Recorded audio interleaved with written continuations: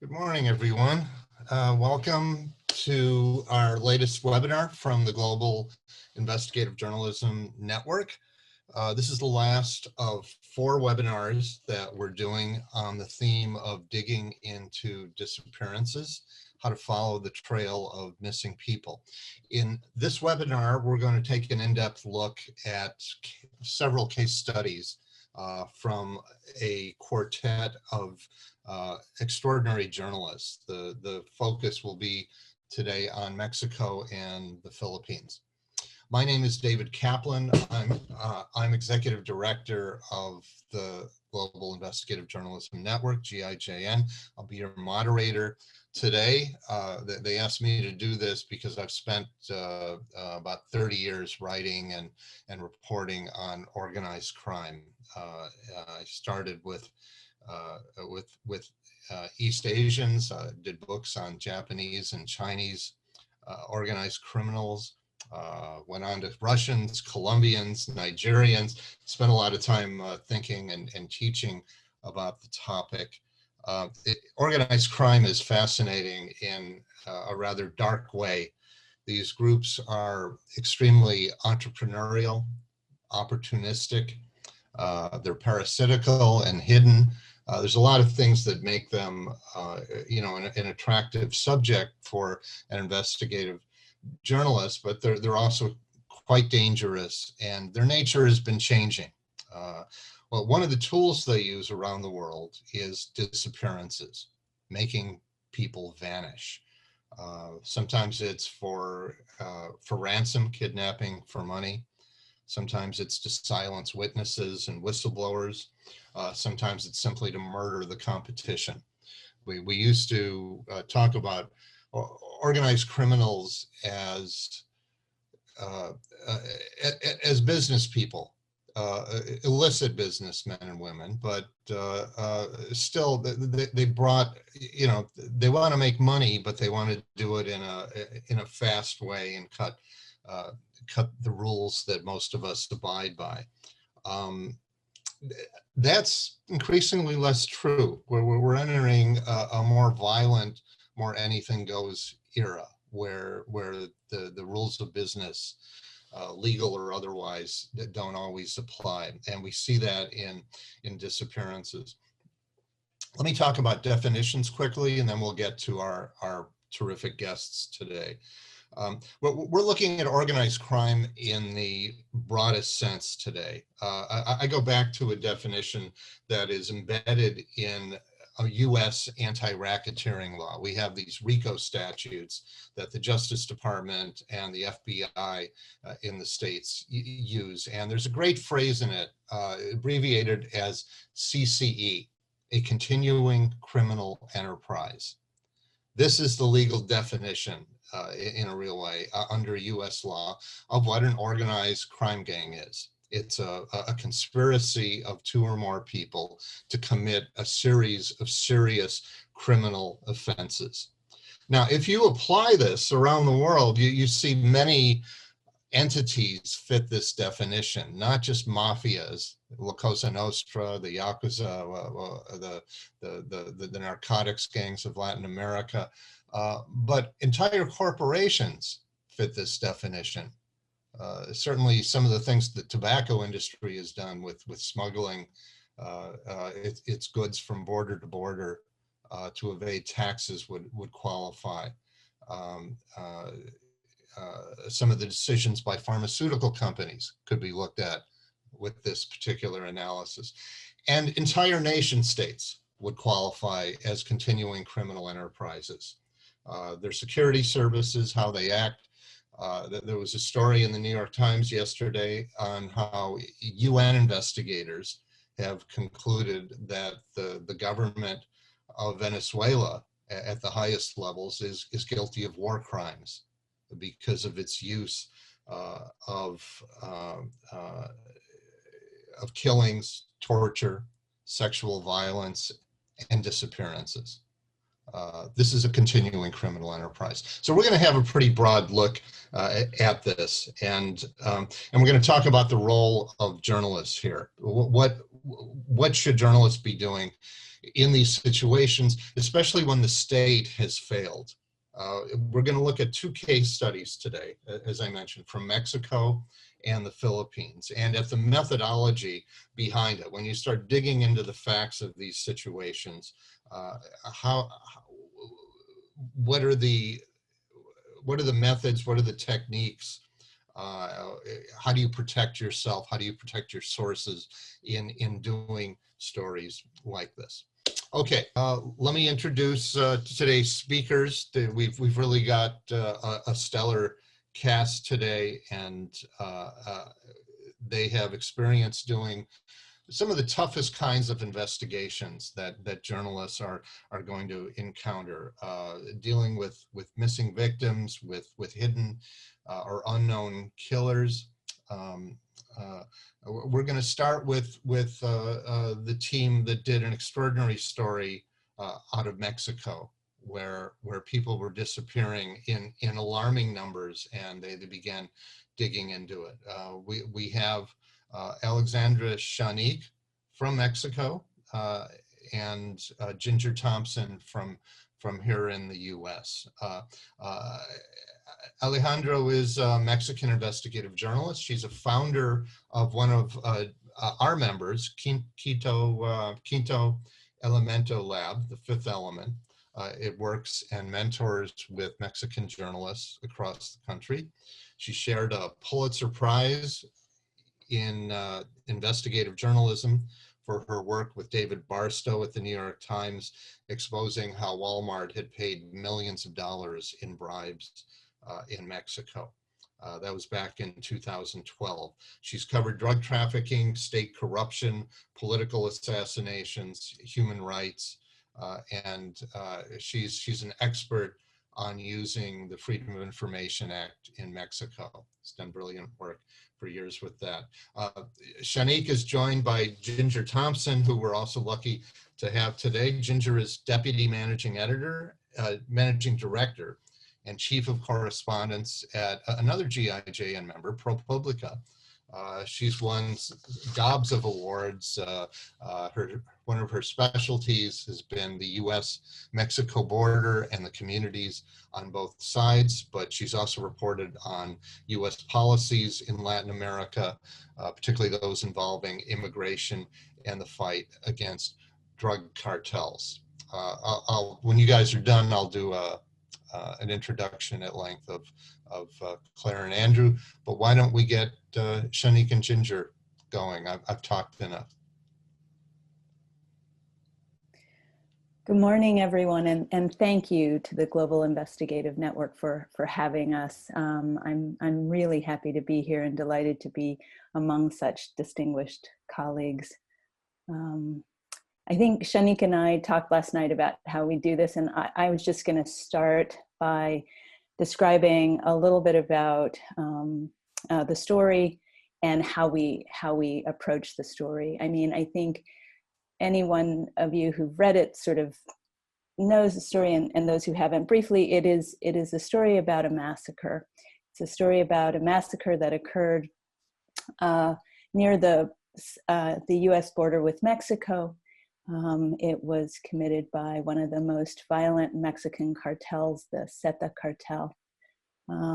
But what was interesting to me about this particular massacre is I had gotten a tip that it had been triggered by a law enforcement operation that started in Dallas, Texas, by the Drug Enforcement Administration.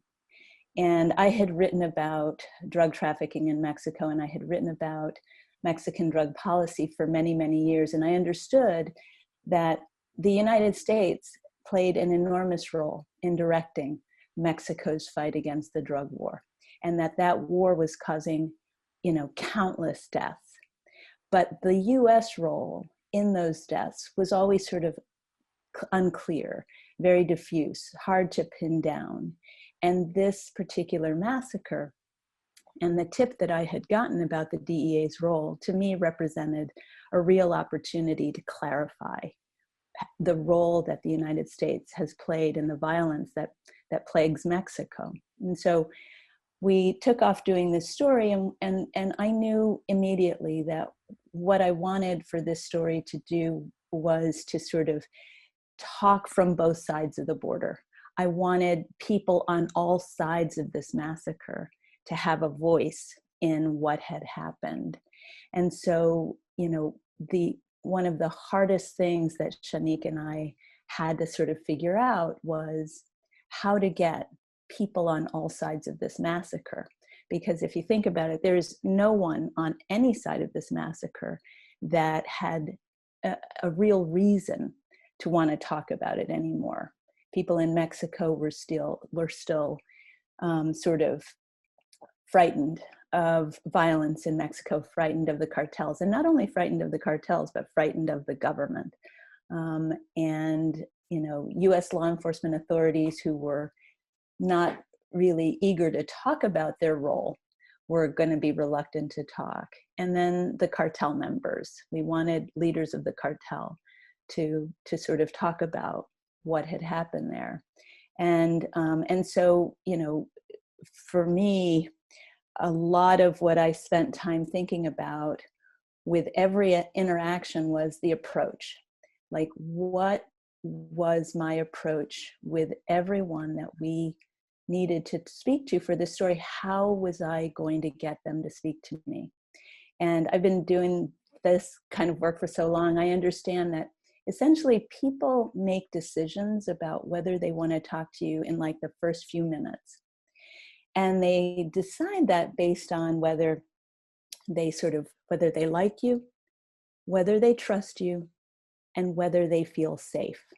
And so you know, I often tell people, I think really hard about the first 3 minutes, because it's in those 3 minutes that people are sort of making their first impressions and making their first decisions. And all I want in that first 3 minutes is to get another 3 minutes and another 3 minutes, and then a second interview and a third interview. And so, you know, for us, accomplishing this feat of reporting was all about, you know, was largely about getting people to talk to us. And then Xanic, you know, brought in, you know, this expertise about documents and what documents we might have access to in Mexico. So I'll let her tell that. I think we had a series of challenges. Well, the story had been I mean, this happened in 2011, and it was only until 2014 that a Mexican reporter wrote about the story, but it had remained like a secret in the region. And that story, and the story, basically, this first story made it public that there had been a massacre, but it was very shallow in describing what had happened, what had actually happened. And Ginger's tip made it a much more interesting story, because it involved, as she said, both countries and an organized crime group. We arrived.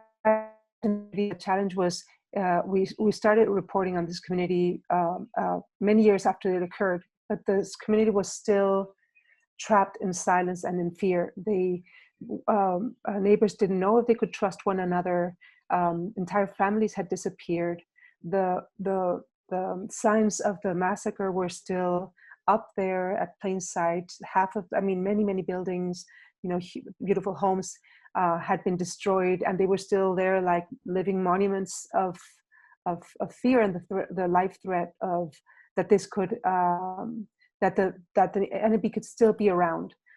So we faced one challenge where I'm sorry if I'm clumsy with my English, where Ginger and I did a lot of like she would do a lot of work on the ground, and I would do a lot of work on the desk, was to try and map the community. Who was who in the community, what the role had been in the role was in the life of the community in 2011, and where they were now. And the reason we wanted to do this is we wanted to she could do this safely, that she could, wander around the town asking for people for advice. You have to know where to look, where to go, who to talk to, and what would be the motives of specific people to talk with you. So we had to build like sort of biographies of these possible sources. We wanted to penetrate the community and understand what could make them want to talk. And so I think one first thing was to document, and Facebook was the most important tool at that time, because this allowed us to basically have main genealogies of politicians and activists and just plain people, because plain people you don't read stories about plain people. So Facebook was our the collection where we sourced and mapped. This is how we found, for example, one key character that I think helped, and I believe that was one of the things Ginger and I were talking yesterday, was proved to be crucial. We found a source that had been very relevant at the time of the events, that had been like front row of events, but that now currently had a very low profile, calm, and just job. And this person turned out to be sort of our guide. And I don't know if Ginger would want to talk more about the guide, and I'll go back to documents in a little while, because you said you wanted to talk more about it. Well, he essentially, this person, and I think, on all sides of the border, I had someone who was sort of our, as Xanic said, our guide. And this person, he was in the government at the time of the massacre, but when we found him, he was a beekeeper. He produced honey, and but he knew everybody in town, and his wife knew even more.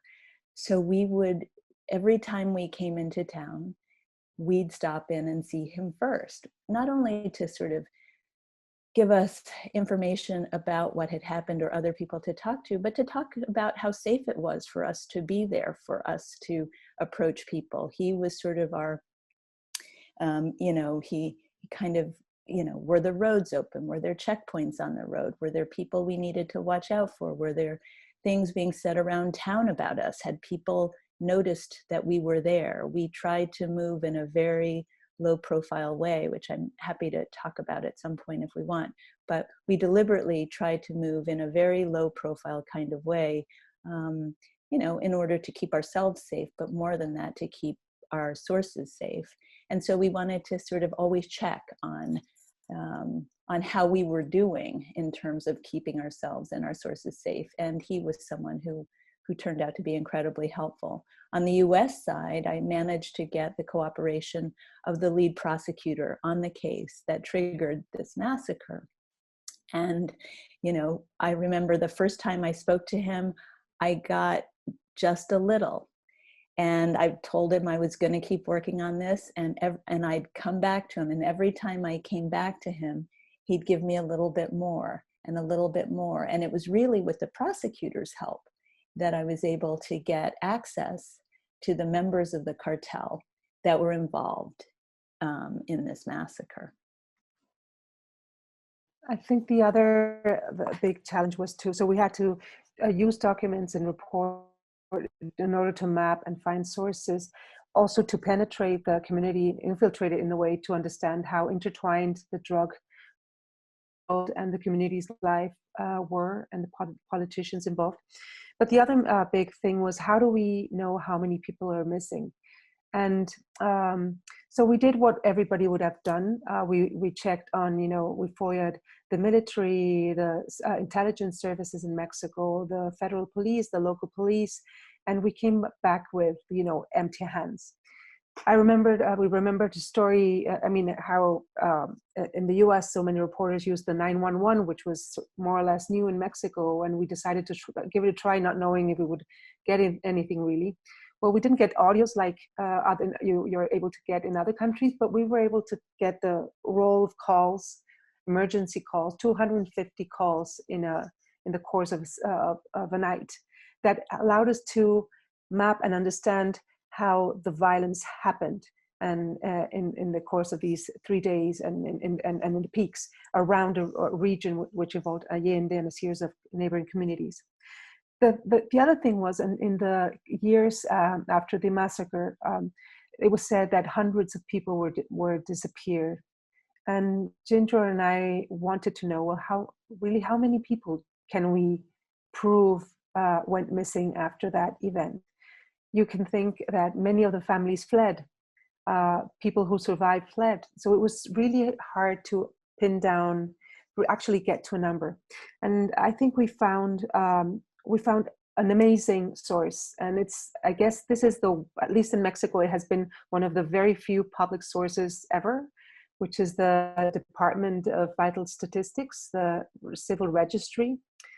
And that was, I think, the main source in our investigation in terms of documenting the disappearances. It was there that the civil records allowed us to make the genealogies of families. Ginger knew that a series of families had been hit the hardest because of their ties to the drug cartels. And so we mapped them, who's married to whose children, the names of grandparents, the whole 9, I mean, it was one family, we had like 9 brothers and sisters and all their descendants. In one of these families, 20 members were disappeared. We were able to determine that 20 members disappeared, and it was only using the civil register. The one thing that was a huge discovery was, for us, we hadn't been able to find legal records on the case. There were ongoing investigations, but they were all sealed. And we found out that, by going to the civil registry's offices once and once again, asking for records, we found one of the public officers grew sort of fond of us or curious about what we were doing, and decided to show us how a file looks. And we discovered that in the case of people who are dead, because some of them were confirmed dead, or the families tried to, in order to move further in life and be able to do things, they, after a certain number of years, asked for the determination of death, although there were no corpses or no further evidence. But what we found is that in the civil registry, they had the files of these death certificates actually had parts of the legal case. And that was for us a big revelation. So the way we found access to the legal case was in civil records. And I'm thinking this can be something that can be common to other countries, because they have to have, this agency has to have proof that the person no longer exists. And in some cases, the proof has to be the investigation in itself. I'll leave it to that.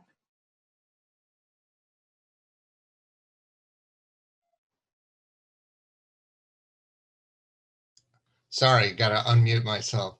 You two are amazing. What a extraordinary investigation. I've got a bunch of questions, but I think we want to get on to our next speakers. But real quickly, before I forget, you're talking about the breaking through on these interviews, both with the beekeeper and with the prosecutor in the States.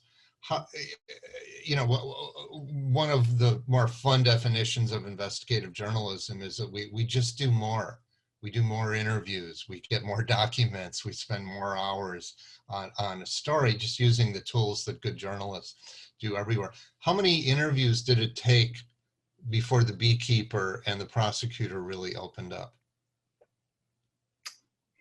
I think with the beekeeper, it was probably our second or third interview with him, and we'd just go sit at his breakfast table and eat, machaca or whatever. They'd delightfully have us sit around and talk about all kinds of things before before I think he felt safe enough, and he felt that we were seriously committed to the story. The same with the prosecutor. It was 2 or 3 interviews before he saw, wow. And when I would come back from Mexico and tell him that I had been in Allende with Xanic and what we were doing down there, he understood that we were really into this, and he began working with us. You got to show you're committed to the story. Boy, that's so true. And how about the prosecutor? The same. I mean, it was, and I didn't get him to go on the record. He didn't agree to go on the record for us until the very, very end. Up until the very end, he was sort of a background source. He agreed to be background. But it wasn't until the end that people agreed to go on the record. We started with everybody off the record. Sure. Everybody's, and we moved them all onto the record over time. Also, very quickly, when you're plotting these relationships of who knows who and who has vanished and may have been killed, but are you using what, a spreadsheet? Are you just taking notes and drawing lines of people? How do you do this? We had a PowerPoint and know drawings of genealogy trees, and then as basic as that, drawing it on the walls most. Okay, we should do behind the story on that. I want a slide of that if we can get it. Okay, we're going to move on. I'm sure there will be lots of questions on this. Congrats on really a dogged and enlightening investigation. We go from one harrowing case study to another, and it's my privilege to reintroduce Clare and Andrew. They are a Pulitzer Prize winning team from Reuters. They came together. Clare, I think you were based in Manila at the time, and Andrew, you were in Bangkok. Almost. I was in Hong Kong. Okay. Clare is a Yank like me. She's a special correspondent for Reuters, and I've noticed her work for years. She's one of the best in our field. Andrew, I bumped into when I moved to Tokyo. 35 years ago. I don't know. I'm losing decades at this point in my life. He was a young freelancer with the right stuff and lots of questions, and brave as hell. He kept going out to, look at the gun runners in the Malacca Strait or the South China Sea, and nerve gas attack in Japan. Of course, my favorite, Andrew, was you joining an expedition to find the Yeti in the Chinese mountains, which I guess didn't a failed mission, unfortunately. Yeah, Andrew's from the UK. He has shared 2 Pulitzer Prizes. The first for his reporting on the Rohingya minority in Myanmar, and the second with Clare for the work they're going to talk about now on the Duterte death squads in the Philippines. Again, Andrew's done phenomenal work, but if you really want to get on his good side, read his book, The Trouser People, which is his chronicle of travels and history in Myanmar. It came out in 2002, and it's a brilliant read. Clare, Andrew? Yeah, let's just go through the torturous trying to share these photos. You have to tell me if they're up there or not. Yeah, we can see the screen. Okay, so you can see a full screen. No, it's the folder. All right, let's try this again.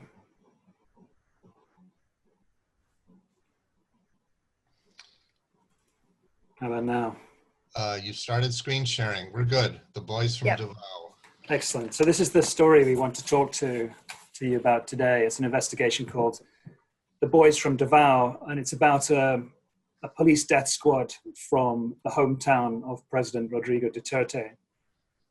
We're going to explain how we used a combination of street reporting and data analysis to track these killers down. So this is Rodrigo Duterte. for decades, actually, he was the mayor of a little-known city in the southern Philippines called Davao. And while he was mayor, he launched a kind of mini drug war. More than 1,000 people, mainly street children and petty drug users, were killed by police and vigilantes. And then in May 2016, he was elected president of the Philippines by a landslide and rolled out this very brutal local drug war across the whole country.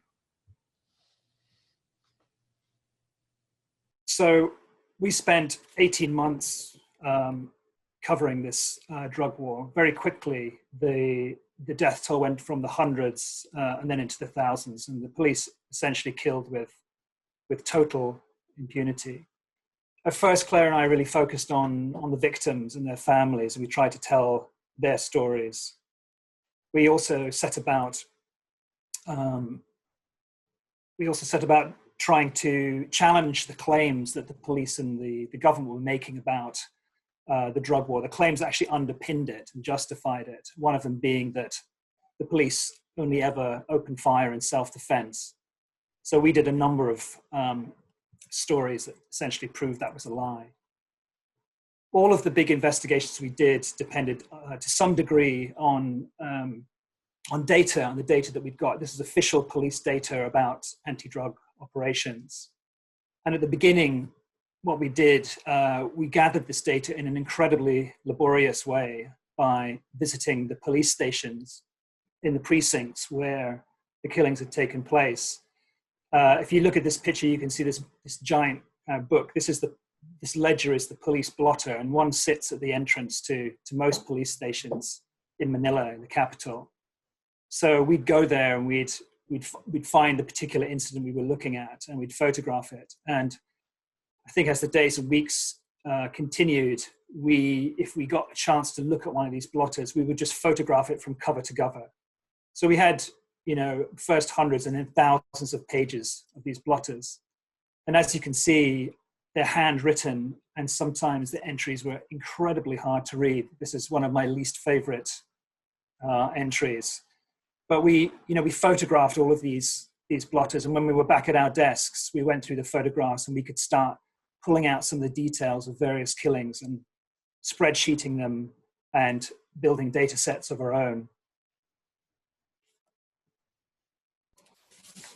Yeah, so we spent months doing this, and after months of hounding police all across Manila in all the different districts, we managed to get several dumps of data that was all electronic and it was all spreadsheeted.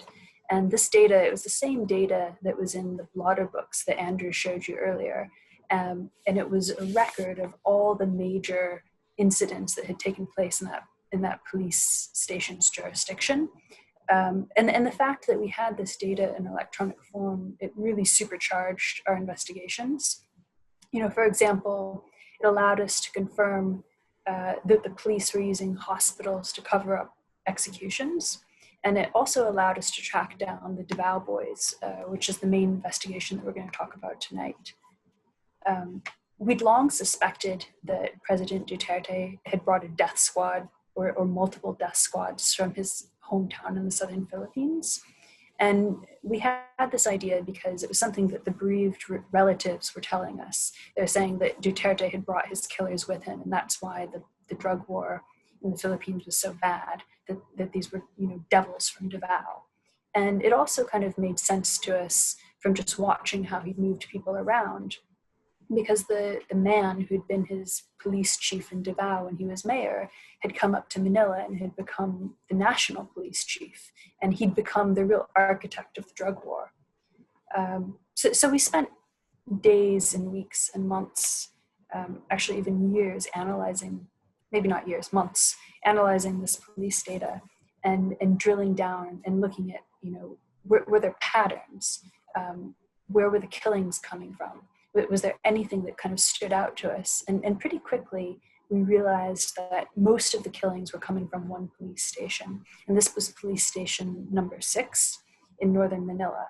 And not only were its officers the most deadly officers, but they were also the most brutal. These were the police officers responsible for the most horrific killings. There's one that I remember very clearly, and it was a killing that involved 7 people. And these people had been shot inside of a house, and the neighbors and family members who'd been there at the time described their bodies being dragged down the alleyway like pigs, and that they'd been loaded into the back of a flatbed truck and stacked on top of each other.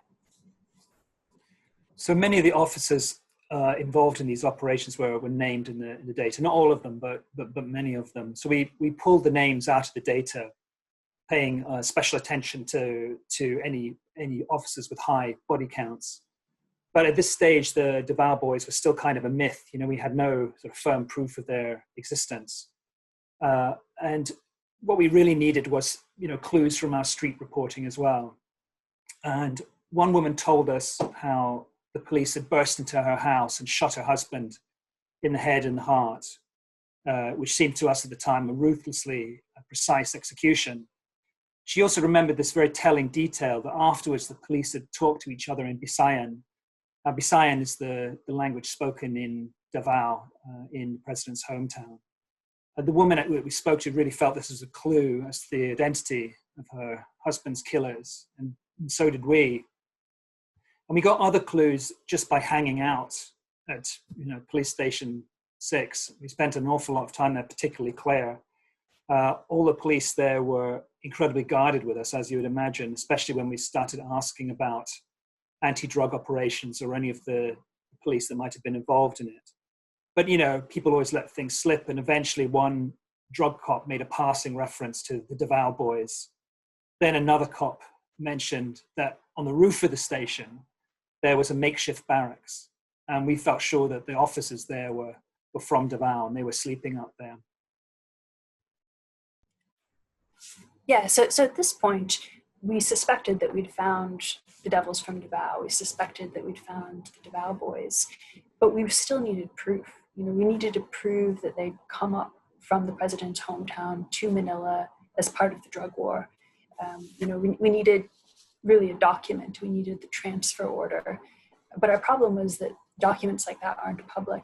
You know, we were able to get records of what had happened, you know, the killings, the incidents, the shootings, but all the internal documents of the police weren't things that they shared. But thank goodness for Facebook.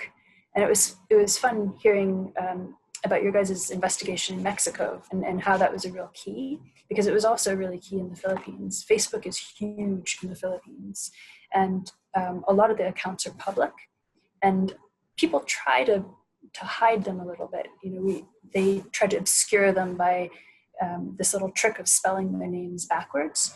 But once we figured that out, we started searching for all of our suspected Davao boys by spelling their names backwards and adding a number or a period in a number.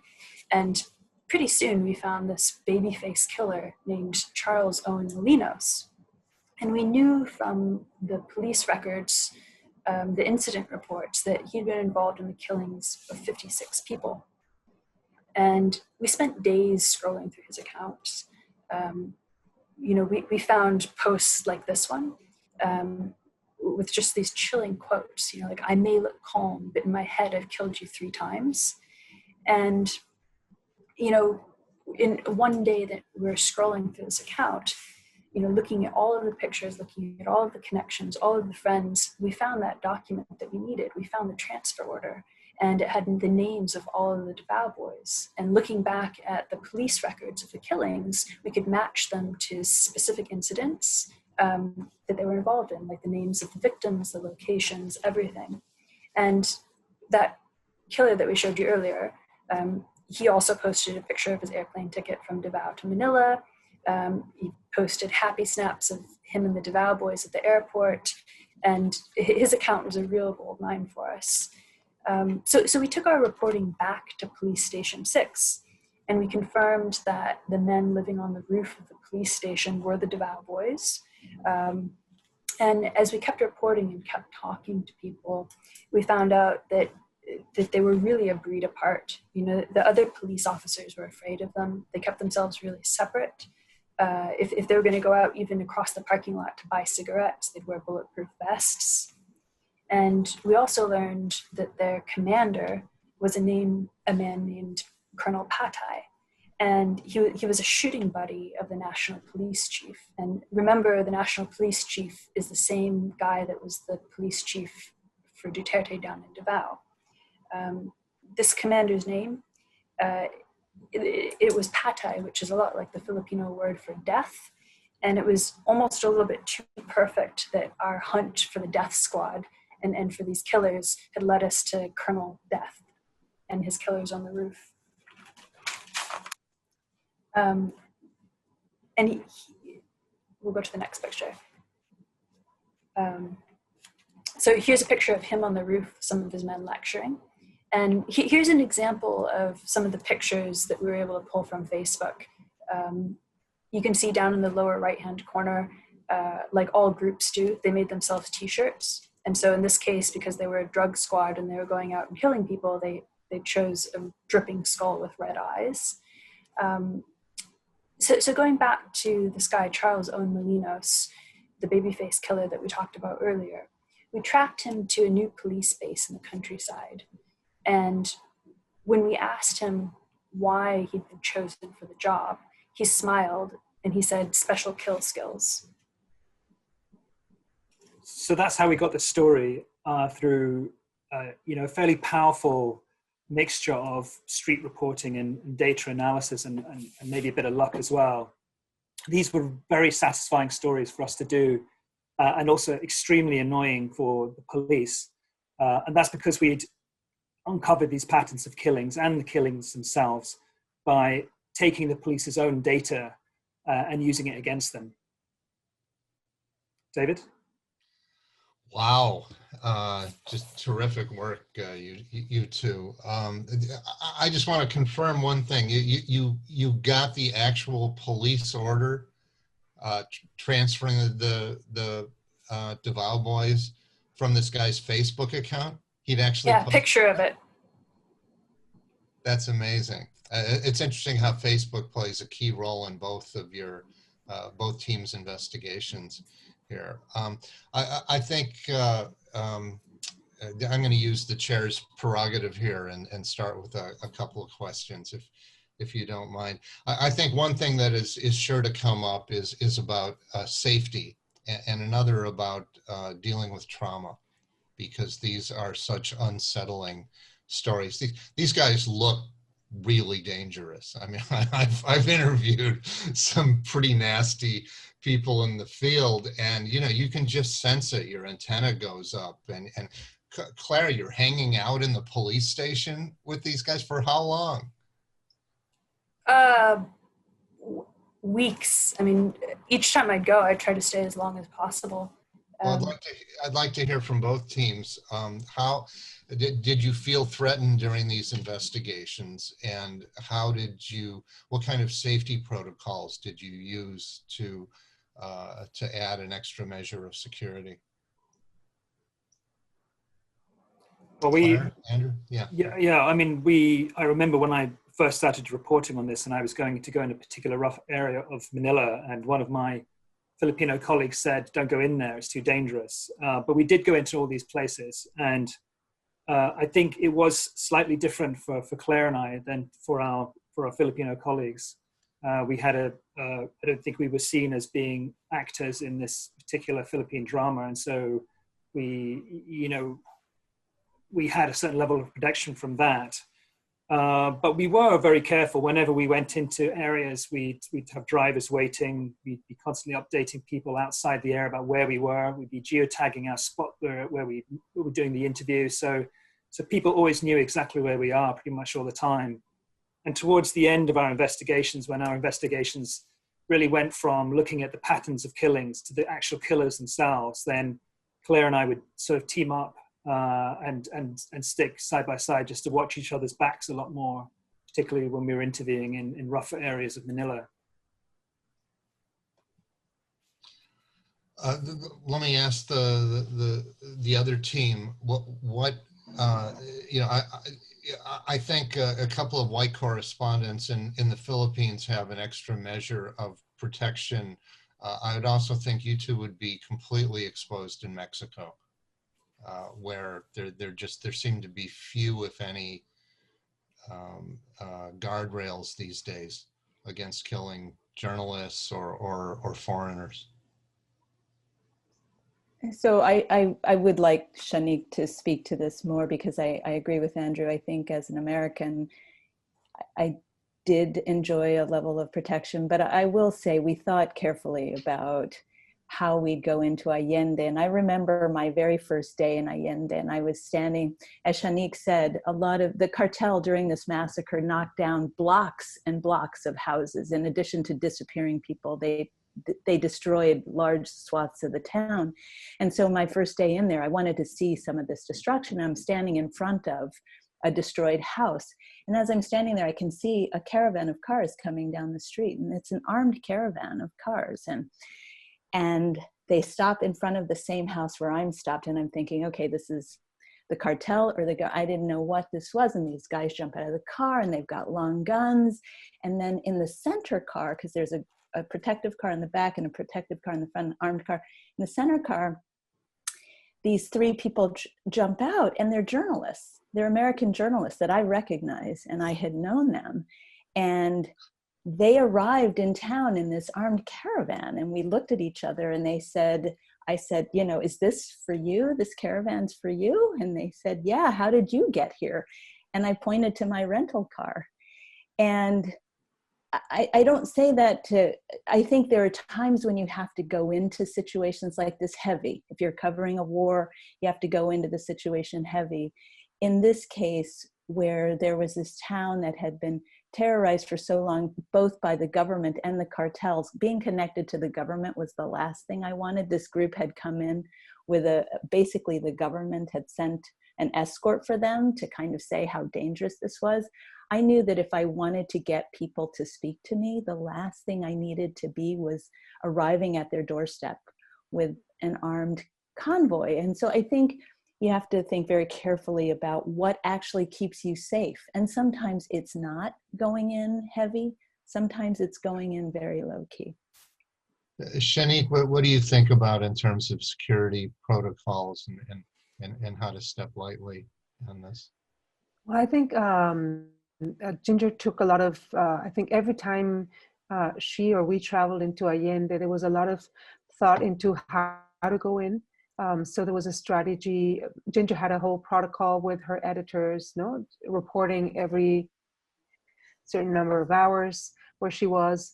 We talked, very thoroughly about the convenience of going in a rental car, if it would be better to have Mexican plates or American plates, and she decided American plates could be safer, but then always having your windows down so that you could be in plain sight, that they could see who was driving was a woman, and I mean all these series of things. Where to park, how to park, how much going around town was also an issue. We didn't want to be seen like, we didn't want anyone to be able to track really where we were going. So there were some interviews that were held either in the limits of town, outside the city, in order to keep also sources safe. I think one thing I learned is the importance also of being very careful how you record, how you keep your contacts and your WhatsApp chats. How to probably I'd say something that can be important is to travel with a blank cell phone with hardly any information about anything, or just every night you go back to your hotel. What we did is we stayed at another city in a hotel, or either across the border or in the Mexican border. The most important thing is just to send your back up your interviews and erase everything in your cell phone. That's also an interesting thing I do since. But I think the security was always in the heart of strategizing. Each source, I mean, we didn't tell you, but this was an oral history project, and the way Ginger came around, envisioned this report, the story was it should be told not by the reporter, but rather by a collection of voices. I don't remember now how many characters Ginger went back and sourced for so many months, but it was in the dozens. And actually a smaller universe of these voices ended up in the story. But every time well, it's better if you talk about that, Ginger, but every source required a strategy, and the strategy involved also their security and our security.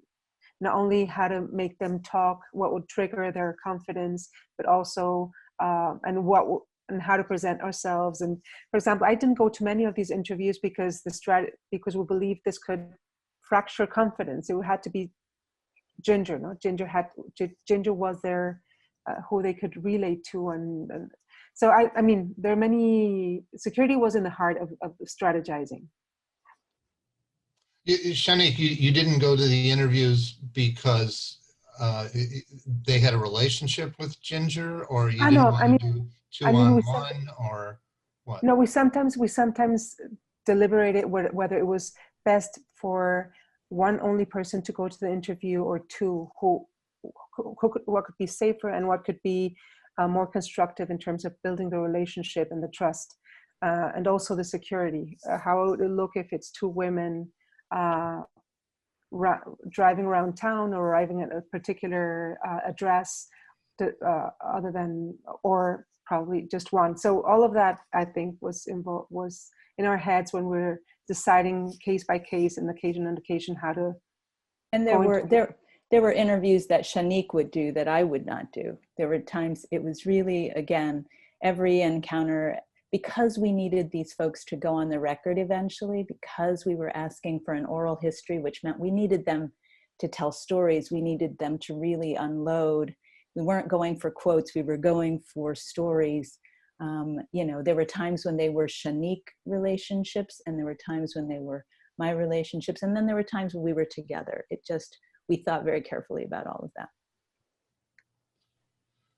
Let me ask the group how you dealt with personal trauma on this. These are not easy stories to report. It's not something where you go out into the field and then you come home and have a drink and turn it off. This stuff stays with you. It's the stuff of nightmares. Did you have any techniques that you did to deal with the level of violence and atrocity associated with both cases?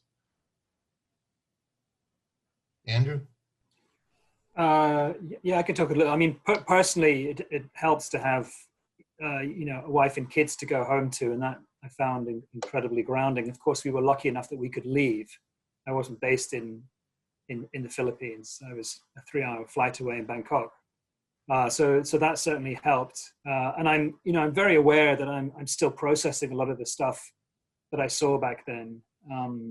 You know, I still feel that it affects me at certain times. So yeah, it's dangerous. It's something you have to keep an eye on. I think it's also very helpful to work with someone else, and not just from the trauma point of view, but from just the story development point of view. So Claire and I were really talking constantly, whether, you know, over the phone or when we were working together, about what we'd seen, about the clues we had that might create other investigations. So I think that constant companionship was very, very useful to help process a lot of what we'd seen.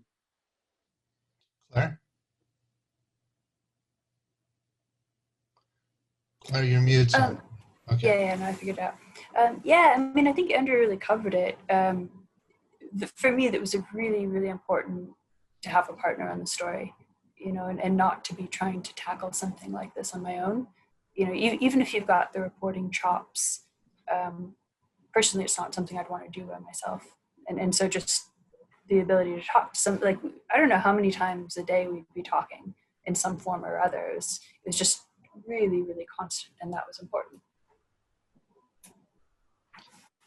Ginger, how'd you deal with it? Yeah, I really do think Andrew covered all of it. I mean, I think working together with a partner was hugely important, because I could both, call Xanic. She often reached out to me to make sure, how are you doing? If she wasn't in Allende with me, she was constantly in touch with me, and vice versa when she was in Allende. But it was also, it's like you could go through really difficult moments and just unwind with her by phone or by text, and also sort of celebrate sort of successful reporting advances together. It just really, I agree completely with the other team that, it's not the kind of project I would have wanted to do alone. Xanic, you're of the four of you, you're the one actually living in the country you're reporting on. And did it create extra layers of anxiety for you?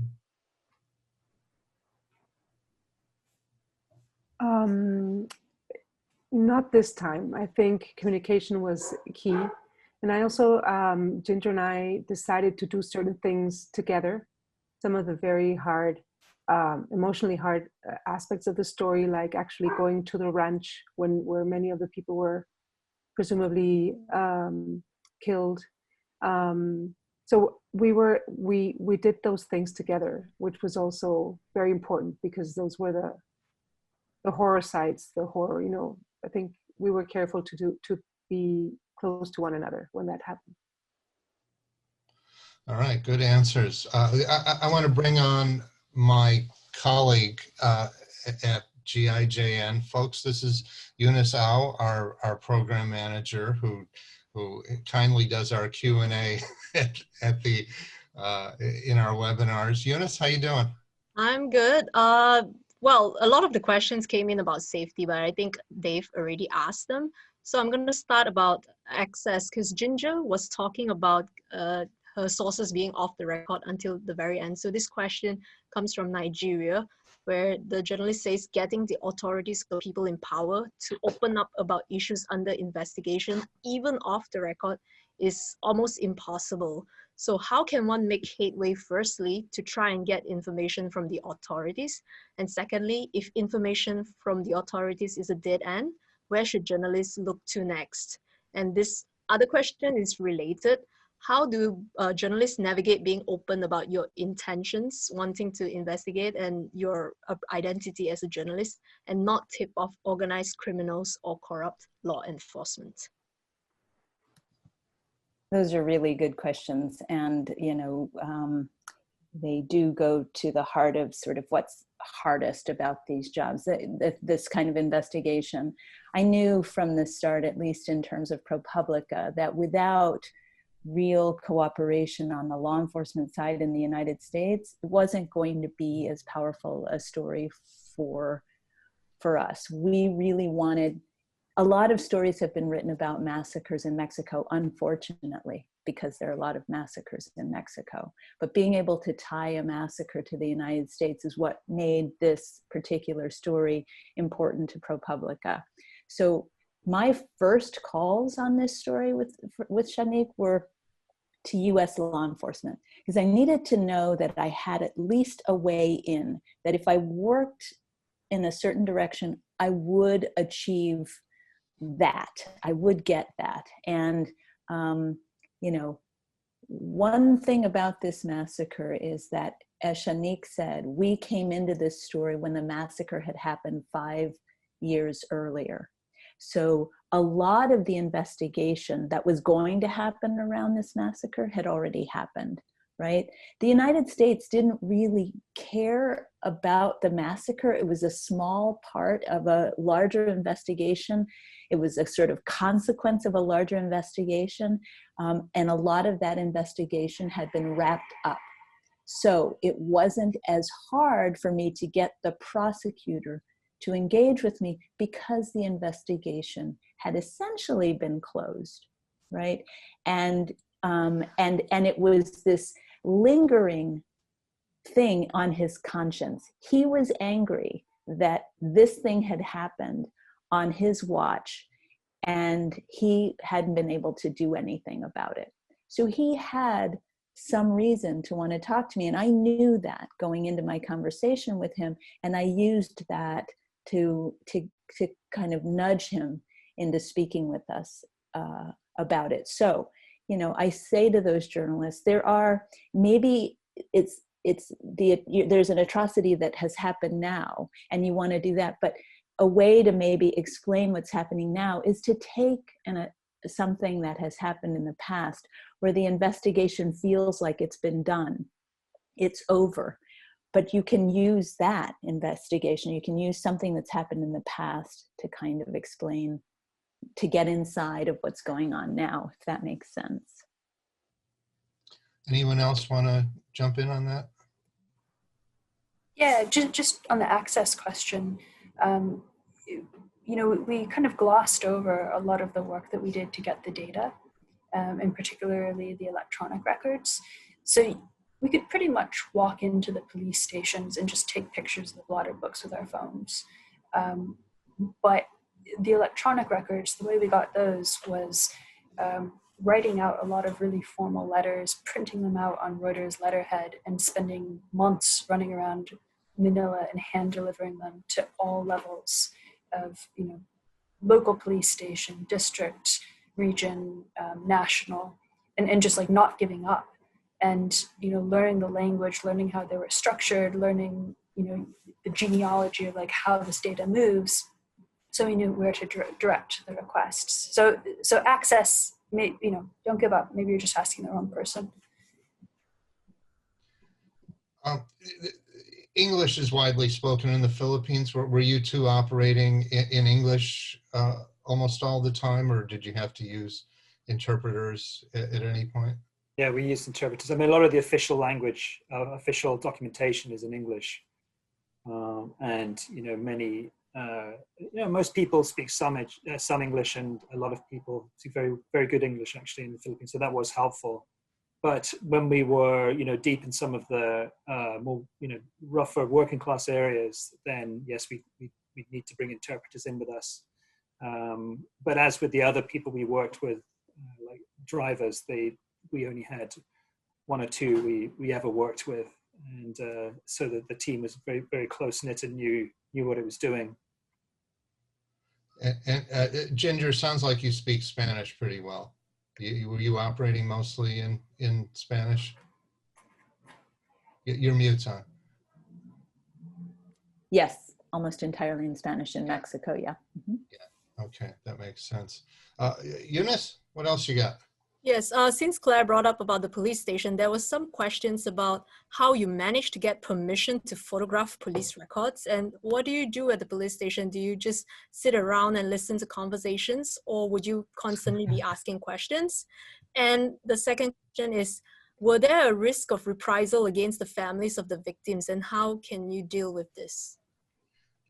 That's a great question. Claire, what did you do at the police station all day? Yeah, good question. I just made it. I'm going to take those in order. So in terms of permission to photograph the police blotters, they're public records. So you can go in and you can just ask, you know, may I see the blotter? I want to look through it and I want to take some pictures. We're always very upfront about who we are, you know, that we're journalists, we work for Reuters. And then you just have at it. You know, the police, in my experience, were curious, but they just thought, you know, we're weird journalists doing our thing. So that really wasn't an issue. Your question about like, what do you talk about all day in the police station?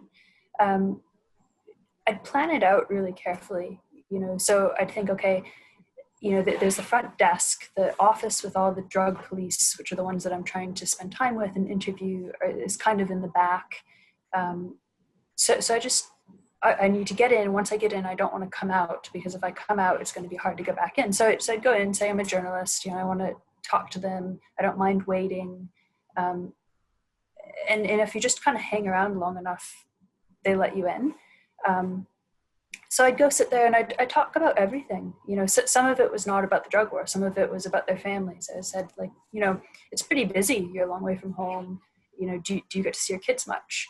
you know, and then maybe they'd take out their phone and start flipping through pictures, and some of the pictures would be their kids, but some of them would also be drug operations, and so the conversation would naturally lead to that.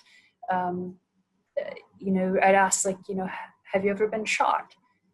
Because everybody likes to tell those sort of stories, and these guys have a lot of them.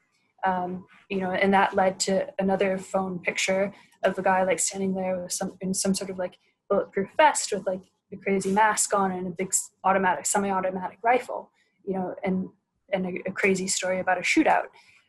So it just, you just sort of follow and see where the conversation leads. And you had a question about reprisals too, right? Andrew, do you want to take that one? Yeah, I mean, it's something that we were always concerned about whenever we talked to the victims' relatives. But again, I wasn't aware of a single person we spoke to and quoted that had any kind of reprisals at all. We track that quite carefully. You know, we always tell people who we are and you know, the organization we work with, and that we want to publish their stories. And in many cases, people were just incredibly eager to tell us because they felt, you know, it felt like the closest thing to justice to them to talk to us. I mean, sadly, because whenever they complained that, for example, their relatives had been executed in a police operation, they were told by the police, well, go to the local police station and file a complaint. But of course, that local police station was also where a lot of the killers, you know, lurked around, and they might even see one of the killers of their relatives if they went down there to file that complaint, which they almost never did. Okay, Eunice, what else you got? I have final two questions about research. In your Facebook research, did you need to create fake accounts and or friend the people, or were all this just open Facebook posts? That's the first question. And the second question, someone was talking about mapping connections through open source material, but what about people who do not want to be found, individuals that could be hiding? What kind of methods would you take when open source material is not churning out the results you need?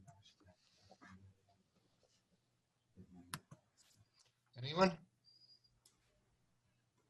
We can talk about Facebook a lot. Sorry, Xanic, go ahead. Okay, just to talk about Facebook, with the Facebook accounts we looked at, I think they were all open in that case, and we didn't produce any kind of fake account in order to befriend them.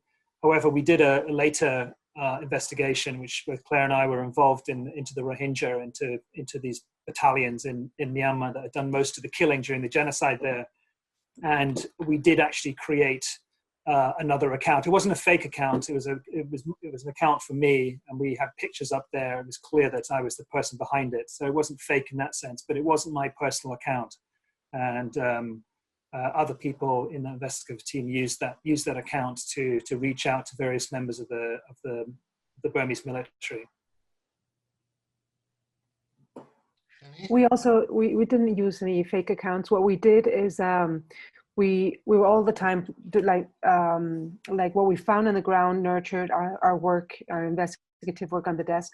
And for example, we found some very important sources who were important, like for example, a school teacher, the head of the school and the community that knew everybody and knew, you know, who were relatives, who were friends, who were enemies, and that had in small communities, you know, kept trace of relations among people. And characters such as her helped us also nurture that idea, that network. Also, as Clare said, we had to learn how people identify themselves in Facebook.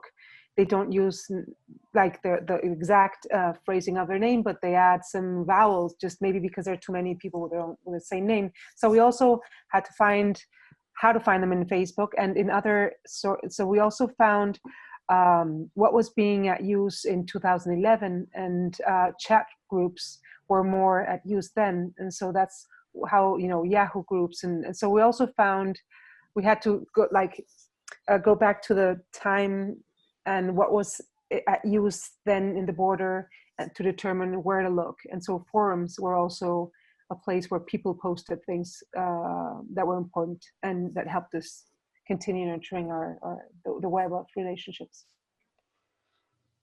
Okay, you all are the best in the business. It's such a pleasure to hear you talk about the skill and care you take into what I think are some of the hardest, most challenging types of investigations that we in the news media do. I wonder if we can get one last go around of the four of you. We usually have a lot of young journalists from around the world. We typically get 30 to 50 countries represented on these webinars. And I know there are people out there thinking, we've got disappeared and extrajudicial killing cases in my country.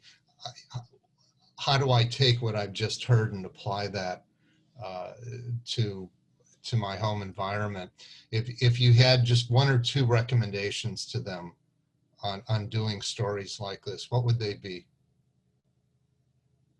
Claire, can we start with you? Yeah, I mean, one of the things that Andrew and I talk about in all of our stories is just scooping up absolutely everything. You know, whether or not you've got an immediate use for it. You know, when you go to interview somebody, ask them if they've got any pictures on their phone or any videos. Ask local shopkeepers, do they have CCTV footage of an event that happened?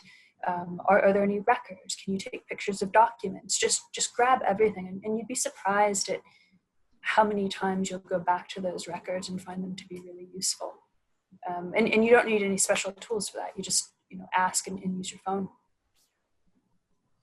Yeah, that's true. I mean, by the end, we were just scooping up everything. I mean, CCTV footage from shops, from local officials, anything we could, because we were realizing that it was all coming together, and a lot of it was relevant. We were building up this incredible, bank of data that was helping us, finish these stories, but also come up with new ones. I mean, the only other thing I'd say is just about being persistent. I mean, we covered the drug war in 2016 and 2017, and at the end of 2016, I looked at the stories we did between us, Claire and I, and just thought, we can't beat these. These are great stories. I was really proud with them. But actually, they were nothing compared to the stories we did the next year, when we knew the story much better. We had the data. We were working just much more smartly in the way we moved around and the way we thought about stories. So, persevere. Don't give up. Xanic? I think something that was important with us was the fact that we went back to the sources while Ginger was writing, and also before publishing, just to tell the victims and the relatives of the disappearing what the story was about, how they would be portrayed. I think Ginger should talk more about that, but I think that part is also very important because people are not familiar to being out in the media. So seeing your name, seeing your story, it's something I think just I found it very important to do to prepare them for publication as well. Ginger, bring us to a close here. What would you most recommend to journalists in the field trying to repeat this work? The other time that I wrote about disappearances in a big sort of project kind of way was years ago when I wrote about disappearances in Honduras that were also linked to US operations. And both times that I wrote about these kinds of stories, they were stories about things that happened in the past. And oftentimes journalists think that if something has happened 5 years ago, it's not worth writing about now. But often I have found that if you take something that has happened a little while ago, people are more willing to speak to you, both in terms of the victims and law enforcement. You can tell stories in a way that would have been impossible if we had tried to write Allende. The year that Allende happened, it would have been impossible. 5 years later, we were able to tell that story fully, and it still was relevant, and it was still important to everyone involved in that story. And so I would encourage people to think about, not thinking that a story that is old in time is old in terms of its value as a news story. You all are not only brilliant reporters, you're pretty darn good mentors and teachers. So it's been wonderful listening to you talk about the craft and care you put into doing these very tough investigations. Bear with me for just a couple of minutes while I do one more introduction and tell you what's coming up with GIJN. GIJN, if you don't know, is the largest association of nonprofit investigative journalism groups in the world. We have 184 member organizations in 77 countries, including Xanic's Quinto Elemento in Mexico and ProPublica here in the U.S. This is the last of a 4-part series we've been doing on disappeared people and organized crime. It's thanks to a group we've started working with, the Resilience Fund, which is part of the Global Initiative Against Transnational Organized Crime. A great place to find sources on this. I wonder if we can bring up the fund's director, Syria. Are you there? There you are. Yeah. Hi, everyone. This is Hi. Syria Castellum, and just say hi, Syria. Thank you. Hello, hola. I want to thank the panelists today. Thank you all for your work, and thanks again to our GIJN partners in this series of organized of lessons to be learned about disappearances in organized crime. The Resilience Fund was created in 2019 to support community responses against organized crime, and we support media organizations investigating crime, collectives of families of missing people, and other individuals and organizations building community resilience. But last year, we also launched the Resilience Fellowship to support individuals, journalists, activists, academics, and to build multidisciplinary transnational collaboration around a global theme. And this year's theme has been disappearances. As we have learned throughout this series, disappearances are a tool that's used by organized crime all over the world. So this series is to bring more tools for journalists, for activists, to foster more, like a deeper understanding about this phenomena. And we're extremely honored to have partnered with you guys, with the Global Investigative Journalism Network. So thank you again for this series. Thank you to all the organizers and to all the speakers in the last webinars. Thanks, Syria. We've got more coming on other topics. GIJN will have an international showcase at the IRE conference, all online, of course, next week. And we're doing a couple of networking sessions for international journalists through IRE. We've got a couple of webinars coming up starting October 1st, and then a week later focused on the US election. And we're going to try and explain all the crazy stuff that's going on in the States to a global audience and talk about investigative angles. And we've got a first-class team set up for that. So if you want to follow what's going on, look at our Twitter feed at GIJN and our newsletter. I think my colleagues have put all that stuff in the chat box. Okay, it's time to sign off. I want to thank Clare and Xanic and Andrew and Ginger. I could listen to you folks all day. Thank you so much, and take care of yourselves. Bye, everybody. Thank you.